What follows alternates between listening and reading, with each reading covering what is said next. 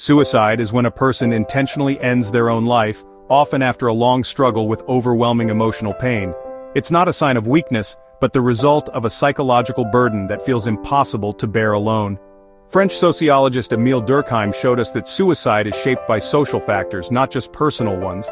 Feelings of isolation and disconnection, what Durkheim called anomie, can increase suicide risk. The decision to end one's life is usually driven by hopelessness and a sense that no relief is possible. This is not a rational choice, but a desperate act by a mind in crisis. We must approach this topic with compassion, not judgment. By talking openly about suicide, we help break the silence and stigma that keep people from seeking help. Understanding and kindness can be a lifeline for those who feel lost. Let's create a safe space for honest conversations about pain and hope. The first step toward prevention is simply letting people know they are not alone. Suicide is rarely caused by a single reason. It's a complex mix of mental illness, stress, and life events. Mental illnesses like depression and bipolar disorder can make daily life feel unbearable. Depression isn't just sadness, it's a persistent, draining illness that can erase hope.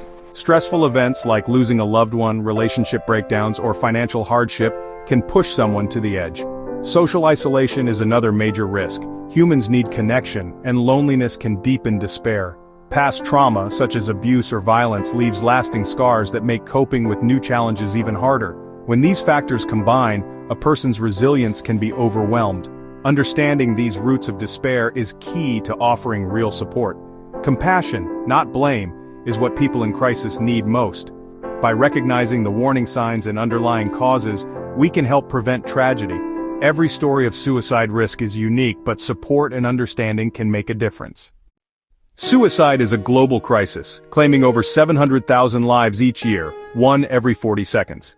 It's the fourth leading cause of death among young people aged 15 to 29. In Nepal, suicide rates are among the highest in South Asia, affecting thousands of families annually.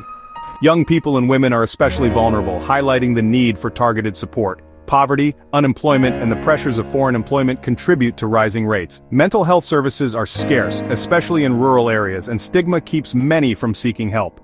The 2015 earthquakes left deep psychological wounds that still affect many. Hanging and pesticide poisoning are the most common methods in Nepal, with easy access increasing risk. Globally, men are more likely to die by suicide, while women attempt more often. Understanding who is at risk and how suicides happen helps us design better prevention strategies. Restricting access to lethal means and improving mental health care are crucial steps. Behind every statistic is a life, a family, and a community in need of hope.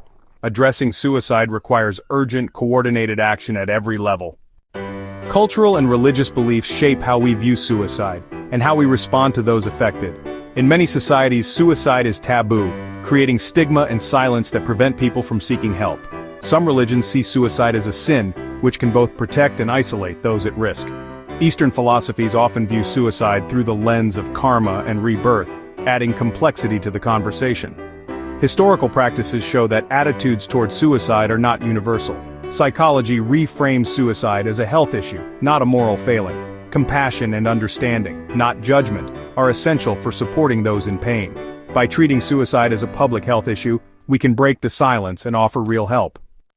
Awareness is our most powerful tool in suicide prevention. Many people contemplating suicide show warning signs, verbal, behavioral, or mood-related. Talking about wanting to die, feeling hopeless, or being a burden should always be taken seriously.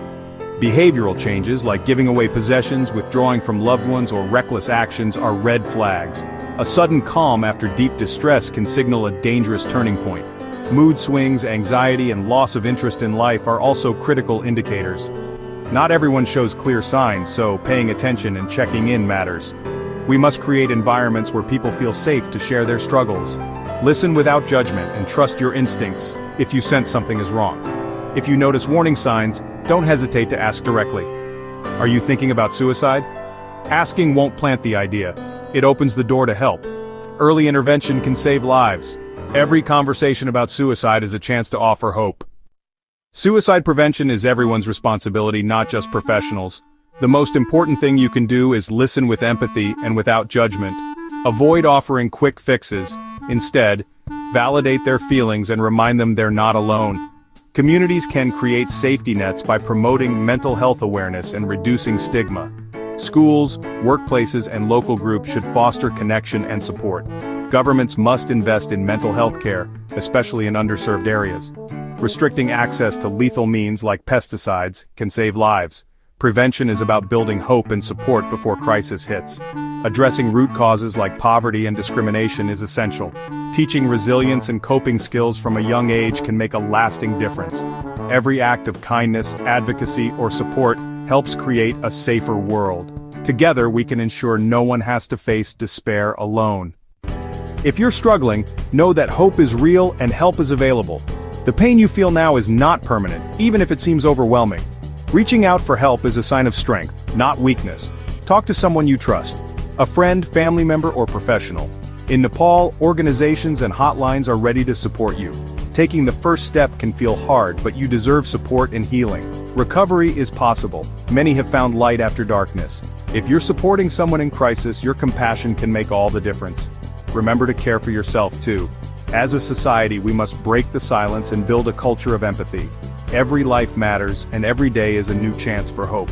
Let's work together to create a world where no one feels alone in their pain. Your story is not over. There is always a reason to keep going.